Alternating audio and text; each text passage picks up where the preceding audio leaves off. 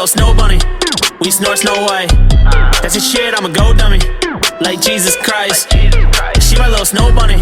We snort snow white. That's your shit, I'm a go dummy. Like Jesus Christ. I don't need feedback, so high go relapse. New bitch got D cups. My hands can't reach back. My speaker bass knock. Shit make you lean back. Maxwell with the tape deck. My flow on G-Snap. Got bands like Green Day. Got fans from the East Bay. Got a coupe in Orlando. Got weed in the ashtray. Nasty with bars. I feel like Nestle. Might catch a charge for fucking her bestie. Y'all on my testy, say I go nuts. I make it spring, I go in clutch. She fucking my squad, I eat her for lunch. Ain't toning me down, my shit really bump. Came from the jungle with lions and bears. Have her threesome like my bitches in pairs. Yeah, my shit raw, your shit looking rare. She sucking my dick like we play truth or dare. She sucking my dick like we play truth or dare. Copy my flow, jump on the bandwagon. I know it's your bitch, I got her tail wagging. Bad boy with a suit and tie. Pussy wet, I'm a scuba dive. Losing lives, I ain't losing mine. Get crucified over suicide. I'm too alive, I'm in overdrive. Overtime, you ain't over mine. Golden eye, got some gold to find. Bitches thick like some porcupine. Snow bunny. We snort snow white. That's the shit, I'm a go dummy. Like Jesus Christ. She my little snow bunny. We snort snow white. That's the shit, I'm a go dummy. Like Jesus Christ. She my little snow bunny. We snort snow white. That's the shit, I'm a go dummy. Like Jesus Christ. She my little snow bunny. We snort snow white. That's the shit, I'm a go dummy. Like Jesus Christ. Start that over. True Dini, what's poppin', bro? Up, Tony bro? Lit, how we feeling, Life? bro? How you doing? Chilling, bro. We Dem Boyz. We're here. Yeah. We Dem Boyz, we're here. We're here. I asked you for like a couple of weeks to come in. It's just back and forth, and it's just like crazy, right? And now we're here. I know, and now we're here. We're definitely talking. No better timing, too. I know, definitely, for what's going on and shit. We were just talking about like what's going on with the tour with Little Xan and stuff before we tapped in here. But let's start off and let people know a little bit about who you are. Like, go ahead. Like, how did you get into doing the tours and stuff? You were an artist first. Go ahead. Let people know a little bit about that. Yeah, so I've been making music for years. I've been in the music industry for years. So, well, I'm 20. Put my age out there. 28. Could be 28 in like a month. Hey. Been in the industry for like 10 years now. I was an artist. Actually, I started off crazy enough. I started off doing videography. I was doing like a video for a homie of mine. I don't even know if he still raps. You know, he used to go by the name Mr. Shine. Mr. Shine? Manganelli. Manganelli, yeah, I know Manganelli. Yeah. So I was doing videos for him like when he first started rapping. So I started off with the video shit. And I'm like, oh, damn, he's rapping. Like, I'm going to try rap. So I got Mixcraft.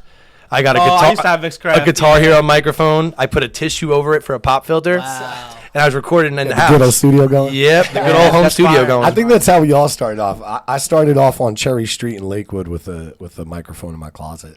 It's the best place to start. You learn so much about not only music but yourself. Yeah. Because like you're teaching yourself as you go. It's not like you could take a class on it, obviously, but like people like us, we learned it just by being in the field with it. You know what I mean? And being young and being kind of like stuck at home and needing things to do. Like Yeah. I feel like music is like one of those things. It's like such a hobby thing. You know what I mean? Like you can make money from it, but you'd be sitting at home doing it. And It starts off as a hobby for everyone, and then people realize their hidden talents and their hidden what you could do with what you got. You know what I mean? Some people are, creative in that aspect. Some people are smart when it comes to cars. Like if you asked me to fix your car, I wouldn't have a single clue what to do. Yeah. If you ask me to write a song, I'll write you one in 5 minutes. That's about it, right? I barely can do that, to be honest with you. I can change my oil. You know what I'm saying? I can change my oil. Yeah, oil change, tire change. Those are the basic things. But go ahead. So you were doing stuff for different artists, and then what? You just decided to start rapping yourself? Or? Yeah, like I was rapping for a while. I did a bunch of big shows with a lot of bigger artists. Like I did a show with Mac Miller. I did a show with MGK.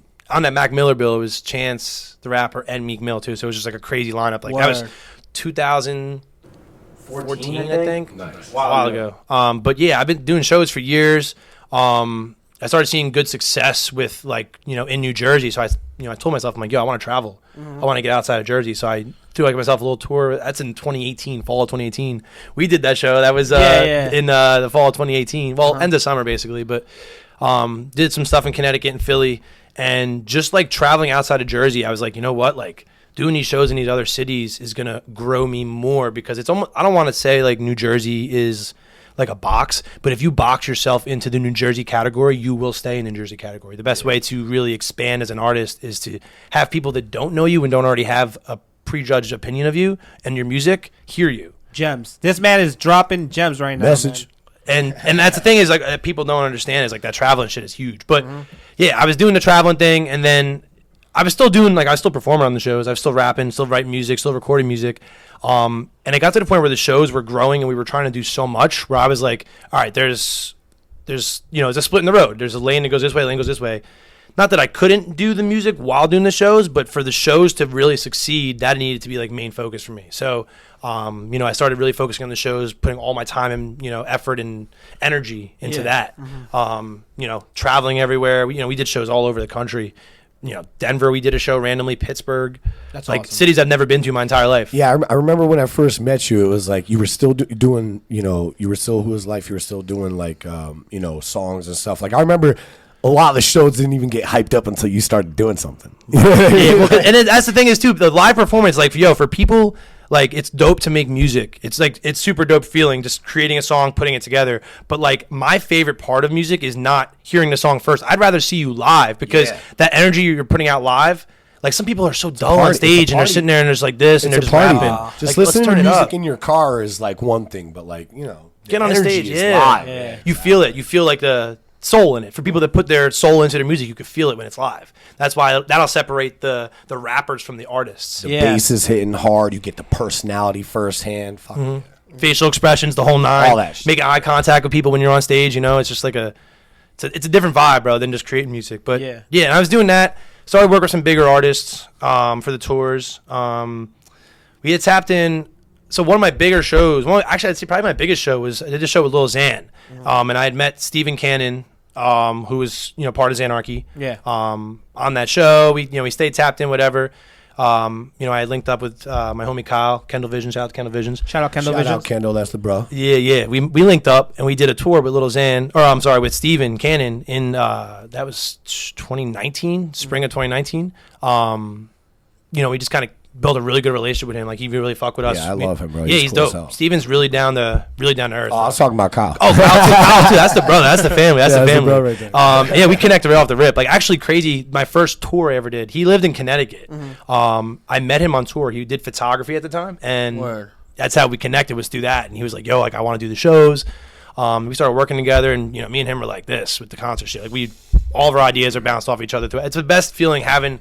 When you're doing something, having like-minded people doing the same thing as you, having the same passion. That's why me and you got along. That's why me and him get along because our visions for things are. And we've stood the test of time. We didn't just kind of hop in the industry and hop out. Like we're all still here. Yeah, we're all still doing stuff. Like you see the people that are no longer here. You know what I mean? Message. And it's like hidden gem. Salt Bay that bitch. Boom. But yeah, no, we started doing the bigger shows, bigger tours, bigger artists, and like one artist in particular that like. Was we were really part of her career from the beginning was Coi Leray. Like we had met her back.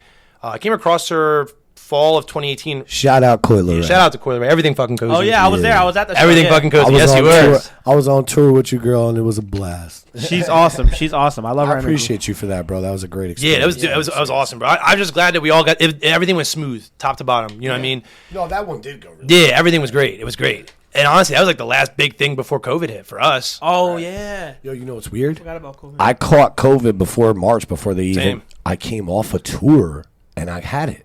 Same. I felt weird the Philly night. My fucking head was cloudy the Philly night. I know we were getting drunk and hanging out and fucking doing all kinds of crazy shit while we were on tour. But, yeah, the last night in Philly, my head was cloudy. I got off. Definitely had COVID.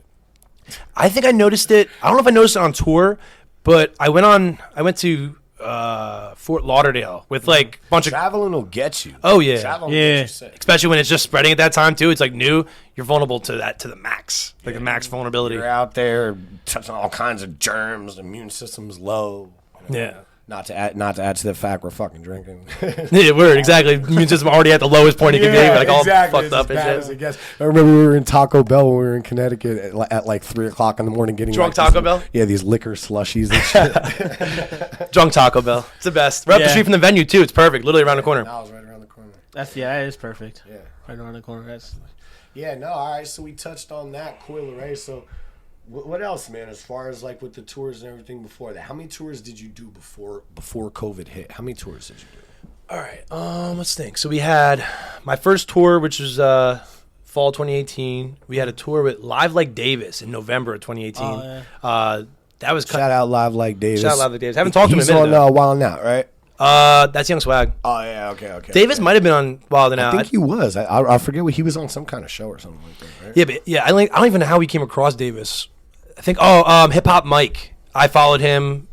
He was at Hot 97. And I'd stay in touch with him, and I think I seen he posted, Live Like Davis. I'm like, I fuck with his music. I want to do something with him. Yeah. At that point, I was new to everything too, so I just wanted to work with anyone I could with the shows. You know what I mean? I see. So we had those two. I think. Remember the Snopra show in Connecticut? That was wild. Yeah. She was pissed that show. Yeah. Long story short, me and her are actually cool now. Yeah.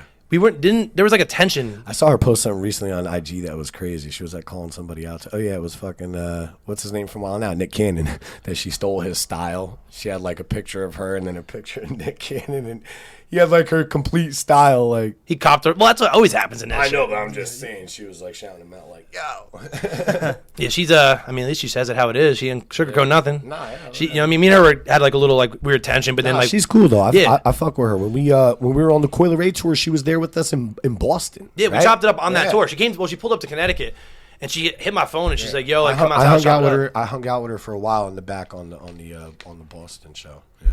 Yeah, she was buzzing in CT for a heavy long time, like heavy, because like she had there's a producer out there that she worked with. It's like works with all the Connecticut producers, and it was like one of their first big records together. And it was just huge. She You said she had like the schools like bugging out about her, right? Yeah. She really want to get into. Yeah, no. The thing is, if you look at like big careers, like even Justin Bieber, for example, he caught kids at 10, 11, 12 years old. Fast forward 10 years, they're 22, they're in college, they're partying. So now he's going on tour to these places, and these people that watched him coming up through his entire career are now spending money. Now getting drunk to fucking listen to his new album with him. You're so right. It's such a fun. And then he's also a genius because he took Kid Laroi under his wing and has taken him to the moon and back. Another gem. Really? Boom. That's another thing too. Is like I love Kid Laroi. Oh my god, bro! Okay. So I will give credit where credit is due. I remember the first time I heard him was on Bankroll Hayden's. Yep.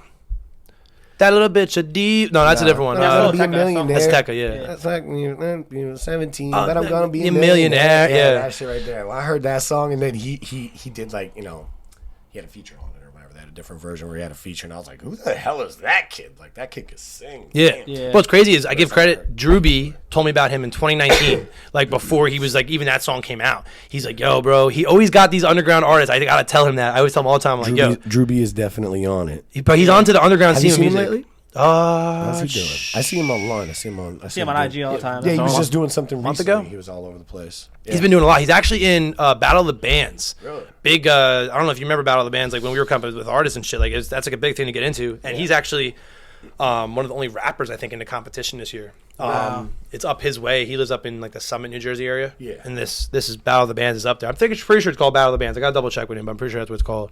But yeah, I'm going to that. It's gonna be dope. He's been moving around. He makes music, but he does more of like he likes hosting and DJing and like creating the vibe, the party vibe. He kills that shit. Yeah, he's good. He's nice on the microphone.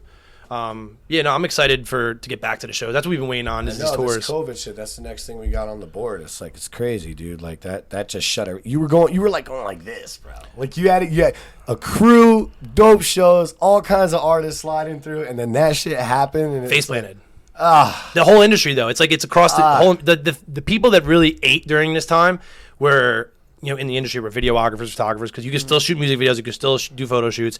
Engineers, even though you had to like kind of restrict your recording. Yeah, less people. But the one that hurt the most is the live music industry, and that is a big breadwinner in the industry, especially when the bigger the artist. You know what I mean? Like these bigger tour artists, or Live Nation venues are screwed. Even now, like I think you have to get vaccinated. You gotta get vaccinated for a lot of shows now. Yeah, it's majority wild. of them. It's Any wild. meet and greets is basically a COVID vaccine. Yeah, vaccine. Wild. I was looking it up. I can't find no meet and greets vaccinated. No, never will. Yeah, never will. I did. Hit a gem. Never will. Why do you think they want us to have it so bad? I ain't got no vaccine. I don't know. What do you think? What do I think about the vaccine? Yeah, why do you think they would want you to have it so bad? Mad people have gotten the vaccine. Mad people. Here come the conspiracies. Okay, I don't even. I'll scratch the surface. I'll scratch surface a little bit. I'll scratch surface a little bit. Tap in. All right, so I'm not even just one of these people, but there's like so many different illnesses that us as humans can get that don't already have a form of cure, medicine, vaccination, whatever you want to call it. Obviously, there's been other COVIDs in the past. You know what I mean? But like the speediness of the vaccine, how quickly it was put together, and all like people have been dying from it. I know people die from vaccines, like flu shots. Because I remember when I was working at the hospital. This is honestly mostly why I didn't get it. I used to work at the hospital, and I remember it was mandatory for me to work there or to have a job there. I had to get this flu vaccine. And at the time, I don't even want to call myself this, but I was a sheep. I'm like, okay, yeah, I'll get the vaccine. Word, I'll get it. So I got the vaccine. And then, like, afterwards, I was so sick, and I'm like, damn, like, why did I just let them tell me what to do? I ended up, long story short, no longer working at the job, quit the job like a month later. Yeah. But because I was just, like, so pissed off to let that happen. I, like, surrendered, like, my own views. I don't really believe in vaccination. I believe that basically a vaccination is teaching your body learned immunity. I'd rather learn immunity. Like, let's compare it to a music career, right? You can be a nobody and be an overnight sensation. You don't have this buildup, right? So once you hit here, you have a hit song, that's dope. If you don't capitalize, you're going to crash. Yeah. So like if your body just gets a shot of it, you're going to be super immune at first, but what happens? You need to get more boosters. You need to get a second round of the vaccine. All these different things to keep it current, as opposed to getting it and your body having learned immunity. Well, see, that's the whole thing is that I got it twice before I fucking got the vaccine. I didn't want to get it a third time. Well, because it's different strains at this point, right? It's different strains now. Exactly. Delta. The Delta variant. The Delta variant. Delta, Beta, Phi, Kappa. Yeah, I just know, like, I don't know. I'm like fucking naming it. What are those, like, Roman numeral? They got COVID Pro Max. The COVID Pro Max is coming. What the? They're gonna have the COVID Pro Max 9.5. Yeah, I don't know. I'm not like in. It's not even a political stance. It's more of like, I just know, like, for example, like a couple family members of mine had passed away during this time, and one of them was actually terminally ill. Like she was sick. She got COVID, and let's be real for a second. She might have passed away anyways within the coming months, but COVID kind of expedited that. And she got actually marked on her death certificate as a COVID death. And, like, she's terminally ill. She had stage 4 cancer. Like, she was, rest in peace, my grandmother's sister. But, like, to me, it's just wild that, like, back in the day, right, the Black Plague, all these things went around. People died from it. It sucks. But they didn't make you throw masks on. It didn't make you have to get a shot to go into buildings. Us as citizens of this country, like, I don't know how people aren't more up in arms about the fact that they're making you get this. If you believe you don't want something, okay, so HIPAA, like, I guess this is where it kind of leads into is HIPAA. Like, I don't have to tell you if I got the shot. They're making it mandatory for me to show you that I got the shot. That's illegal. It's a HIPAA violation. I don't have to pull out my personal health records in public. I don't have to. Like, if you're a doctor and you leave what I just got shot with on the table. Let me ask you this then, because I do understand everything that you're talking about, but what I really liked, I love that fucking tattoo on your right hand right there. Scorpion? No, the on the knuckles. The Jack Scorpion's fucking dope too, but on the knuckles right there. Royal Flush. I actually fucked this tattoo up. That's still dope though. The day I got it, I flew to Florida literally later that day and jumped in a pool. Like, what? Yeah, you did the dumb shit. Yeah, the dumb shit. You can see well, look at mine, bro. Mine faded a little bit. Look at mine. Mine's already like fucking faded off too. It's hard to fucking stick in the knuckles. Yeah, because all this, and you're always thinking about how much things your knuckles touch and your hands touch. Anyway, not to get too sidetracked. That's dope. Fucking what? So what do you think though? Because people need to understand that. It looks like COVID was started for a reason. It looks like rich people are behind it. I mean, do you believe in like there's like a new world order of people who are making these demands? Because who the fuck is doing it is the question. Well, at the end of the day, you look at this whole entire world like it's a business. People don't think that this country's a business or that the world is business. It is. We do business with other countries. We buy shit from them. They buy shit from us, back and forth. Obviously, during the president reign before what we're in right now. That president was very active on taking business back to the U.S. soil and kind of rubbed a lot of shoulders with people that, didn't really like how he was moving as a person. Like, if you think about it, if you have something that's working, right? Oh, I'm buying shit from you. Let's just compare it to weed, right? Yeah. You buy weed from your normal plug. You've been buying from him for years. All of a sudden, you switch up your plug. He's not going to be too happy. No. Like, I'm pretty consistent with you. Realistically, I haven't given you a reason not to want to work with me. You just don't want to work with me anymore because now you want to bring it to somewhere else. That's kind of what I think might have instigated this, because if you look at where the virus came from initially, people that we were taking business away from, who we used to bring business to, we were taking it away from. You know what I mean? And that was kind of like obviously the election was coming up, and this breaks out during like his time.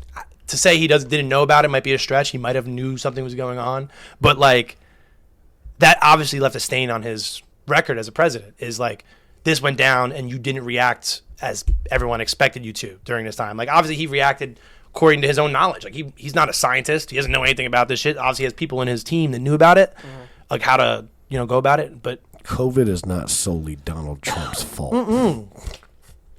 Anybody who believes that's a fucking idiot. know what it is too? I'm not a Trump supporter or any of that shit, but what I'm trying to say is that could have happened during anybody's presidency, and they'd have fucking failed the same way. I think it actually has like happened a lot of times. There's been like major outbreaks. From what I read online, Remember Ebola? Ebola during a presidential election too. Outbreaks and crazy shit like this happen. Yes, I believe that. That was with Obama, right? Yo, you gotta understand, bro. These people have been eating bats and everybody's been eating this all this kinds of shit's been going on for like some years now, and you got these like little outbreaks that are contained. It just seems like this is more of something that's from a lab made to fucking hurt people more than some average shit. H1N1 was weak. 2 million people fucking died and they contained it. You know what I mean? If I wish we had like how Joe Rogan has a Jamie who can fact check everything. Fact check right now. I wish we could fact check it. Yeah, we don't need to do it right now, but if I'm wrong, I apologize, but I'm pretty sure that H1N1 killed somewhere around 2 million people, which is bad. It's terrible. But worldwide, And I don't know what the COVID numbers are anymore because I try not to fucking pay attention to it. It's just annoying to me. You know what I mean? Seeing it constantly, every single day. Yeah, but, bro, it looks like fucking population control by rich people. I try to be like as fucking, I try to be as clear-headed as I can. What's on the news ain't no clear-headed shit. It's a bunch of babbles and lies, Right. And that's why I think podcasting is getting so big right now, because people would rather hear from somebody who's actually got an outside view on things, than somebody who's looking at a fucking teleprompter. Right. To read from Who's writing that shit? You know what I mean? Like, whoever paid the most is writing it. Yeah. Exactly. Rupert Murdoch, look that motherfucker up. He owns like all our media. Anyways, I don't give a fuck about all that. But what I'm trying to say is that, do I believe it's a travesty on mankind? Yeah, 110%. And a lot of the shit that's going on with it is fucking crazy. But, bro, if they're gonna kill us with a fucking vac, I think if they were gonna kill us with a vac, they go a different way about killing us than a vaccine, bro. Right. It's a good way to population control people, but it's not a great way to, I don't know. I think with like too, like what people need. I'm not trying to stand up for it either, because the only reason why I got it is just because I don't want to get sick. Right. I don't know if it's just me, bro. Like, I mean, I had it right before like COVID broke out or whatever, when the pandemic started. I know I had it because I went to Florida and I just remember just being sick for a month straight. Yeah. It's just horrible cough. And like my view on this is like, I was one of those people that freaked out when it first happened. I'm like, oh my God, like I need to stay inside. I need to do this. And then like I was just kind of like just watching. I would read a lot online. I'm not really huge into politics, which is crazy because like my dad's in politics, but I'm not really big into politics. But like I looked more into it. I'm like, let's just be real for a second. This is coming from China. Trump pulled a lot of business from China. It's an attack. You know what I mean? Essentially, it's an attack during his presidency. Like, during Bush's time was 9/11, and that's a mark on his record as a president. You know what I mean? Each president has something that happened during their reign, and this is like Trump's big thing. Yeah. Obviously, during the right before that, like when the Black Lives Matter movement really like, I feel like I think we linked up during that when it was across the street at Kohl's. Were you there also? I was there, yeah. Yeah, I know we were all there and shit. Like, it was just like a crazy time for like when that was going on to how big the pandemic got. It's kind of weird that there's a pandemic, but then there's a thing for people to write about. It's like, fucking, here, let's release a virus and then get everybody out of their house to catch it. In the same area. Crowds of people. There's a lot of weird shit. Hell yeah. Crazy. Not to get too conspiracy, you know what I'm saying? Yeah. But yeah, it's all fucking weird as hell. 1 + 1 = 2. Yeah. Oh, shit. So when I look at facts. Humans are not as fucking oh, shit, he says. Everybody tapped in, yo. They could try to dumb us down by our fucking education system and all that shit, but humans are not fucking just stupid. You know what I'm saying? Like, we have a fucking sense of when we're being played, you know? And it's just like... instinct. Yeah, there's definitely something going on there, man. I don't know what the fuck it is, but... Oh, Dem Boyz podcast on the screen. Well, just makes it... Boom. We'll know in the coming months what's going on with it, because like during the cold time is when it really comes out. So we'll see. Nothing ever stays hidden. No, you know, what's going on with things. We're light gonna find out what's gonna happen, and more is being revealed with light in the darkness. Oh yeah. Light in the darkness. What happened when I finally got the vaccines? I know a few other people who got the vaccine too, and they're fine. And when I finally decided that I wanted to get it was because my sister caught, I guess, the Delta variant, and even though she's a whiny baby, yeah, I'm talking about you, Laura. She got really sick. You know what I mean? And I was just thinking about it in my house. Like, I already caught this motherfucker 2 times. I'm really not trying to get it again. Like, yeah. Is there a blood type thing with that? Like, a certain blood type is less They say something about that. Whatever with COVID, it's crazy, but we touched some stuff on it. Obviously, we're not going to make that. You know, we've talked about COVID so many goddamn times on this show already. Because it's like just crazy to see how it affects each person. Each person's differently. For you, it was terrible. Yeah, the music industry, boom. Yeah. Live music, boom. And it's like fucked up too, because like we actually almost made a comeback. Was this June? Yeah, it was in June. We had a show in Atlantic City set up. Dirty Politics, they have a clothing shop out there. Atlantic Ave, I believe it's on. But yeah, we had a show set up. Room was packed out. It was 15, 20 minutes into the show being open, and we had 100-something people in there already. In a small-ass little place. So it was definitely not COVID appropriate, but let's be real. How much longer can we sit inside? Like, we did it. Long story short, the fire marshal, the whole police department pulled up, like, cornered the building, and, like, we didn't let them inside. They were like, do we have to get a search warrant? And the owner of the shop was like, yeah. But, you know, it takes a day. And they left. Yeah, they left. But they ended up finding him. Because the door opened and they seen all the people, which gave them probable cause to go in there because there was a bunch of people. Wow. Yeah, but no, they tried to shut us down. COVID definitely fucked up the live music industry, but I think it's coming back. I really do think it's coming back. Let's bring it to the next thing then. You got a moving company. Yeah. Talk about that, bro. Well, obviously, shows are gone. I'm bored at home. Me and Kyle are both bored. We're sitting in a house one day, and I have this whiteboard similar to we have the board there. We have this big whiteboard, and we literally aren't those things awesome for? It keeps you focused. And you have to look at it. Like every day I have like Thursday I need to do this, and this. And I feel unaccomplished if I don't hit all my tasks. You know what I mean? So like gang shit. Yeah. And it keeps you like focused too on getting your shit done. So you know that you're on time for everything you're going to do. Whiteboard is essential. Yeah. For anyone that's independent entrepreneurs, like you need it. Keeps you focused. It's not like clocking into work and your boss telling you, go fucking put that shit away, go do this. Independent entrepreneurs, boom, I need to do this to make sure you're your own boss. You got to make sure you hit your check marks. You know what I mean? Yep. But yeah, so we had this board and we were like writing down ideas and we're like, well, what's going on right now? Like, all right, so a lot of people are starting to move. Housing value is going up. And we're like, okay, so like people are moving. Let's get into the real estate industry. We don't really have any knowledge on that. So we're like, okay, so what other parts of the real estate industry can we do? So we're like, well, you do photo, I do video. Let's see if we can provide some kind of, media for these, real estate agencies, people that are selling their houses, for sale by owner or whatever. And then we're like, yeah, but like from, obviously there's money in that, but like that's a lot of time too. And we wanted something that would be get it done in and out. We don't got to go home and edit it. We go to the job doing it done. So we're like, what else can we do? Well, people are moving. Therefore, someone has to move them. So we started this company, Brawlers Moving Company. The name is kind of funny because like, so Kyle's from Connecticut. And like, I told him, I was like, yo, Jersey Shore.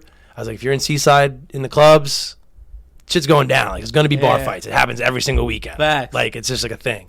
And like, he does MMA.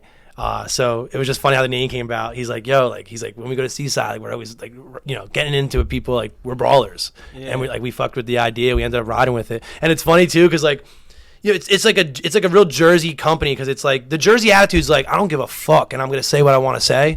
That's just the Jersey way. It's like, I'm gonna do it. And so we walk in people's houses. Like during COVID, people are freaking out. They have their masks on. We walk in there, like, we don't look like a company, like a professional company. We're wearing like ripped, dirty shorts. We got from a job to go give someone a quote. We're showing up in their house, no mask. I'm hitting this vape. I'm in their living room. I'm like, oh yeah, all right. Well, we have to move all that up there. And they're like, can you not hit the vape in the house? I'm like, oh, I'm sorry. That's just what I do. But they love it because it's just raw. You know what I mean? That's my big thing is raw energy, raw vibes. You know what I mean? So brawlers.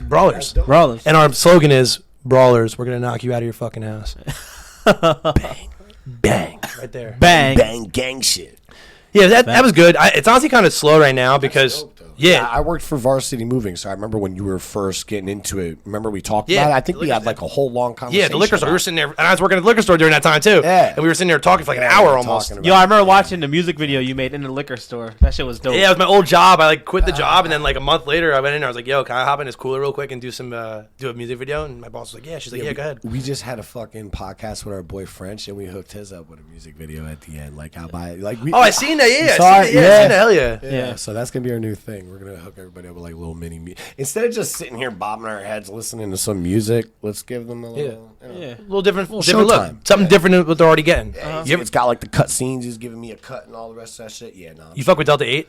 Nah, I don't fuck with any of that shit. I only smoke flower. I got some dab and all the rest of that shit, but I'm just a regular weed flower smoker. I was in the gas station. I really just only like smoking joints or a bomb. Paper. You don't smoke woods? Backwoods? Nah, dude, I'm telling you, because I smoke cigarettes a little bit. You know what I mean? So cool. I'm already getting. Treat the lungs a little bit better. I'm already getting some tobacco, and it's probably better if I don't.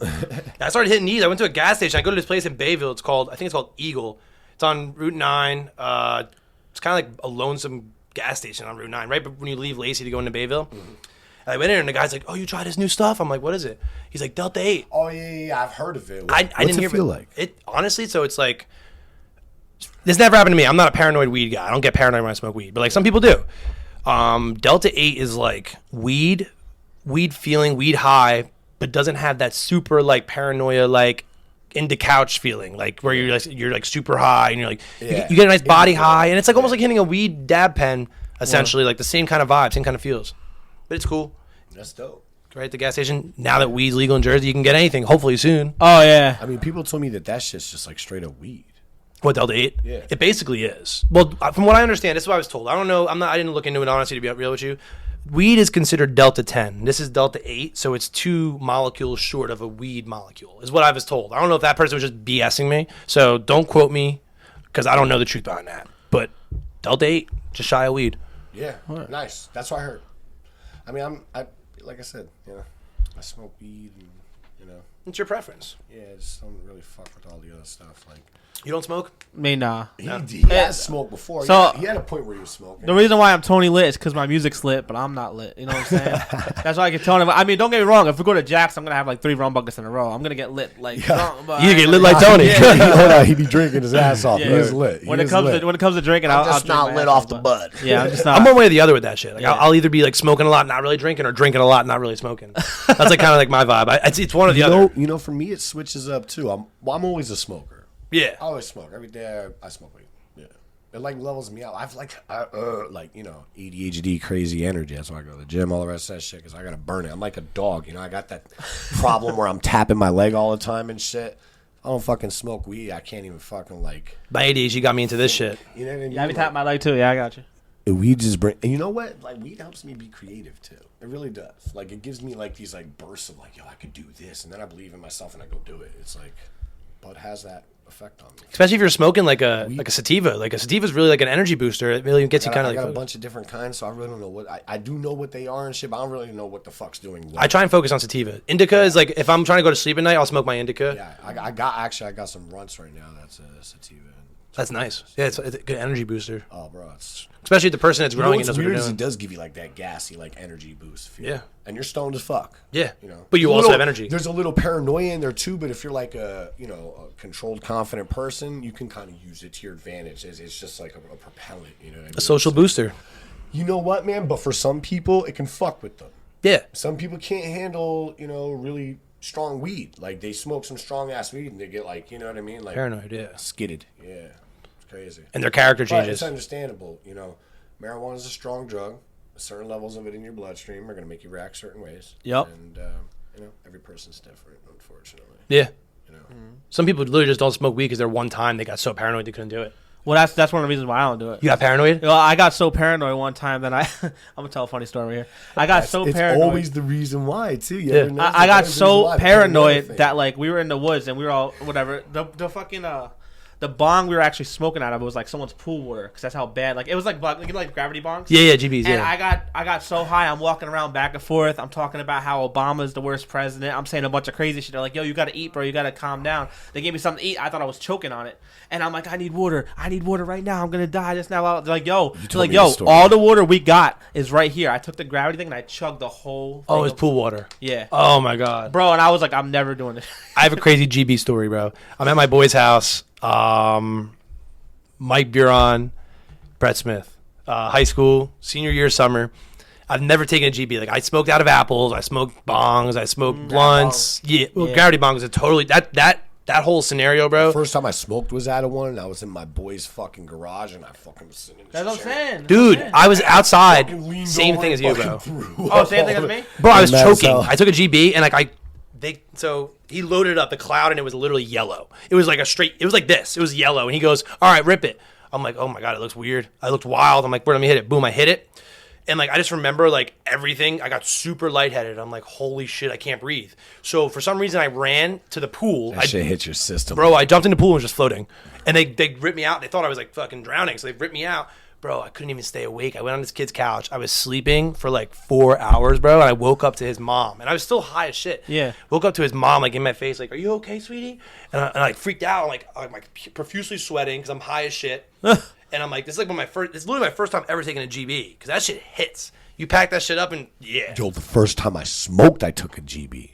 The first time I fuck that. smoked. My first time smoking? It was a Sprite bottle in one of those chocolate milk containers. It was a small little gravity bottle. And with the fucking, You're making me cough thinking about it. Drill bit. I know I've been coughing my ass off. Yeah, the drill bit inside, burnt into the top of a Sprite bottle inside of one of those little fucking chocolate milk cartons. And my first time I ever smoked weed. And I'm telling you, bro, I threw up all over bro's garage. Damn, I'm trying to think of my first time. My first time smoking. Oh my God, I remember my first time smoking. I was at my boy's house. I had never smoked before. And I was like, always kind of paranoid about doing it. I'm like, I don't know, like, should I smoke marijuana? Like, I was like, I don't know, should I? So I'm over my boy's house. And it's like late at night. He's like, oh, don't worry. Like, my mom's not home. No one's home. Like, we could smoke. We're good. I was like 14, I think. Freshman year of high school. We're sitting there smoking in his room. Boom, bedroom door blasts open. It's his older sister. And she's like, what the fuck are you guys doing? She's like, don't go nowhere. Called her mom, who I guess was at her boyfriend's or whatever. Came back home and was like freaking out. She's like, what the fuck are you guys doing? I was paranoid. I was like so high. I'm like, oh my God, what's happening right now? And then she goes, I remember she said, like, you have to come back here in 2 weeks. I'm going to drug test you. And she's like, if you fail, she's like, I'm telling your parents. So she was cool as fuck. Don't remember her name. Or a person's last name. I was with 2 weeks. my boy's house. Bro. What's up? I smoked one time. Yeah, my first time ever was out in under 2 weeks. That's why she said 2 weeks, because if it was in my system still, that means I smoked again. Oh, okay. So she wanted me to stop smoking. Well, that's what I was gonna say is that one joint is out a week. Yeah. Yeah. Especially if you're build it up, bro. You gotta build it up. if you're an average smoker My too. mom told me that when she quit weed, she was getting drug tests done and shit just to see how long it would take till the weed was out of her system. She said it was like 2 months, like 50 days, almost 60 days because of how much was built up in her system. Yes, if you're a heavy smoker, it's in your system. Yeah. Well, it's in mine. I say I'm gonna die. I'm gonna die within my system. Yeah, it might fucking take. Yeah. Like if you smoke my ashes, like you're gonna get high. You're gonna get high. You're gonna get lit. Smoke a resined up piece of my lung and you're good. It's like shatter. All right, well, excuse me. Yeah, let's just talk about a little bit about the artist development, and then I want to hear the socials and stuff like that, and we're gonna wrap it up. We'll fill it in. But let's talk about the artist development before we. Oh, actually, no. You know what? What we're gonna talk about real quick is the Lil Xan show. We're back outside. We got Lil Xan, Steve Cannon on tour, Xanarchy. The first we're in Philadelphia. The second we're in Connecticut. The third we're in Clifton, New Jersey. And all right, awesome. So yeah, let's talk about the artist development. This is my artist development. We were talking about this a little bit before. I know we wanted to save it for this. That's why I wanted to talk about it now. So like, if we were gonna, like, I was comparing it before to a pizzeria, right? Like if you start like a business, you start a pizzeria. Your necessities are going to be your ingredients, your dough, your sauce, your cheese, whatever you're putting on your pizza. That's your necessities. So for an artist, your necessities are your studio time, your beats, your photo video guy, the necessities to make yourself an artist. Yeah, the artworks. Yeah. The live industry essentially is like kind of like your marketing and promo. Like, yeah, you're doing a live show, but you're basically putting your brand on display for somebody. Because if someone sees you live, that's how like a lot of people become fans of music, is the live performance. Like you can hear it online and that's cool, but like you connect with someone at a show, like that artist is on stage. Like my biggest connection for me, what made me actually get into music, was I was at Mac Miller show in Atlantic City. Rest in peace to literally the GOAT music, for me, like my favorite artist of all time. Mm-hmm. But long story short, I seen him at a live show. Like, yeah, I listened to his music beforehand, but like I connected with him on stage because I had a Pittsburgh beanie on. He's from Pittsburgh, and I'm in Jersey, but it's just like, he's like, who's that motherfucker with the Pittsburgh hat? And then next song drops in is Donald Trump, and like it was like the craziest vibe. And for me, that was just like at that time that song was huge. Yeah. So back to being the artist development, like the live performance is what really sells you to people, because you're meeting them in person. You're not meeting them through a computer or a phone screen. You're meeting them in person. So, I get a lot of things from people that are like, oh, like you charge for shows, you make people sell tickets, like this is a ripoff. It's not, because, your necessities are your studio time, your beats, your photos, your videos. The live show is an extra thing to get your brand out there. So if you're a pizzeria and you want to get your more business, what are you going to do? You're going to pay a flyer company to have, 1,000, 2,000 flyers sent out to homes in the area near your pizza. You're going to pay. You're going to market your business. Yeah, and you're going to put yourself on Uber Eats, which is going to get Uber Eats a cut too, because they're getting paid off that shit. Yeah. So it's like, those are your extras. Those aren't your necessities. Those are your extras. So an extra would be a show. Like you want to perform, there's 1,000,001 artists. What makes you better or, different than somebody else is doing it? So like I don't get in arguments, I get more debates with people, and like I break it down for them. I'm like, yo, if you look at it like this, right? That stage is only going to be touched by so many people. So, each, if you consider them a slot, your performance slot is valued at a certain number, because that's what makes up the costs of the show. If you want to be on our show with Little Xan, pay for them yourself. I can connect you. You set the show up though. So now it's different. So now you're in the field as an artist trying to set a show up. You have no technical knowledge on how a show goes. Exactly. And you're just sitting there. I'm the guy. My team is the team that's going to make sure that from point A to point B, you look amazing. Like there's artists that have been traveling with us for years on these tour shit. Like there's artists I can literally name like off the top right now, like Dro B, Tata Don, two guys that have done a lot of our tours. They're on every tour. Shout them out. I was on the tour with them boys. Yeah, like, and the thing is, they've seen it. Like you could do shows in your own city. That's fucking sick, dude. You could be great in your home city. Like if I could sit and do shows in Seaside every weekend, that'd be dope. But who outside of Seaside knows me? Oh, you want to go do a show in Connecticut? That's a value. There's a value on that, because that if you go to a show of mine in Connecticut, there's going to be a couple hundred people there, and just a couple hundred new faces you've never seen before and have never seen you before, because you don't market yourself in Connecticut. You market yourself in your area. Mm-hmm. So, that's one big thing for me. Artist development and, growing artist brands. Like you could pay someone to do your shit online. Like I've came across a couple people that are like, oh, we should collab. Like, you're really big with the shows. I'm really big with the online marketing. Like let's collab. And then like I went into one of them with this one guy, and he ended up, long story short, he posted that we were collabing on this marketing thing. And I was kind of into it because it sounded kind of good. And then the next day he announces he's doing a show. So he essentially took all the people that wanted to do shows with me, and they thought it was part of his thing. I was just kind of weirded out by that. But it's cool to have your online presence. It's cool to have that look online. But if it isn't in real life, no one really gives a fuck. You could be the dopest online rapper, but you don't make a single dollar sitting at home. Do the math on how many money you make off streams. Mm-hmm. You don't. Look at Russ. Yeah, we've talked about that with so many people have come in here and talked about, oh, I got my streams up on this, on that. I'm like, nobody knows you. For your million, the streams don't mean anything. You just bought 1 million streams. How much money does it make you? Less than $10,000, and how much do you have to pay the producers and the other people that are writing the songs with you? Streams are fucking bullshit. Yeah. So it's like you want to be an artist. You need to generate fans. If you're not going to figure out how to make yourself sound good, appear good, and fucking people like you. Yeah. Yeah. Face-to-face interaction, like this right here, that's merchandise. That's how you're gonna make money as a brand, is merch. You're not gonna make money as an artist. Let's look, like I was saying about Russ, like he produces, he writes, and he's the artist. He gets 100% of every dollar that he makes off his music. So off 1 million streams, he makes 10 grand. Like he's making 10 grand straight. He ain't splitting it with nobody. Yeah, like that guy can make money off music because he's established now. But when you're first coming up, there's levels to this. There's like Meek Mill says it. There's levels to this shit. Any way you look at it, you're buying in. Yeah, you're buying in. It's a business. You're paying. But you're buying in. Name one business that didn't start off in debt. Name one. I'll wait. I can't. Yeah, you have to buy in. Yeah, that's so. My first year and a half of doing concert, I was in debt to my head. I literally spent all my money I had saved up on artists that weren't selling tickets. People that were beating me for money on shows. Like, oh yeah, I sold this. And like another thing too is like when I was rapping, when I was making music, I was selling 100+ tickets, 200+ tickets to be on these events. I'm asking people to sell 25 tickets. If you can't get 25 friends to come to a show, go back to your other job. Make sure y'all tap in. Go ahead and drop these socials. Boom, socials. Life and Friends. LYFANDFRIENDS. We spell it differently because we live it differently. Living young forever. It's an acronym. Yeah, it's a lifestyle. It's a way of life.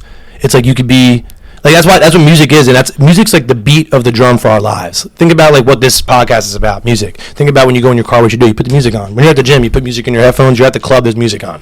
Music is in every part. We're stepping to a beat.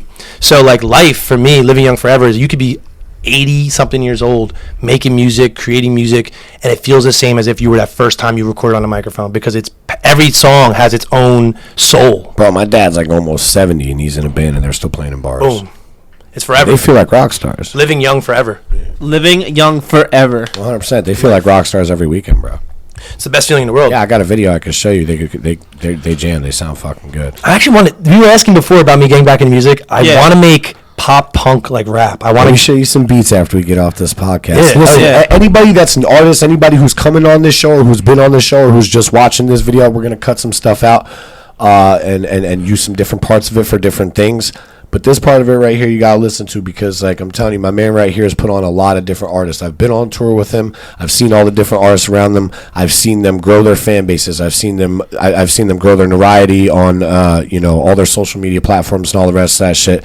This is a good guy to know if you're looking to go somewhere with your career. Seriously, it's not where it starts, it's where it ends. It starts in the studio, but it ends on the streets. And you got to go out there and you got to perform. So, good promoter, man. Seriously, I appreciate you coming on, man. Yeah, no, thanks for having me. Seriously, bro. Thank you.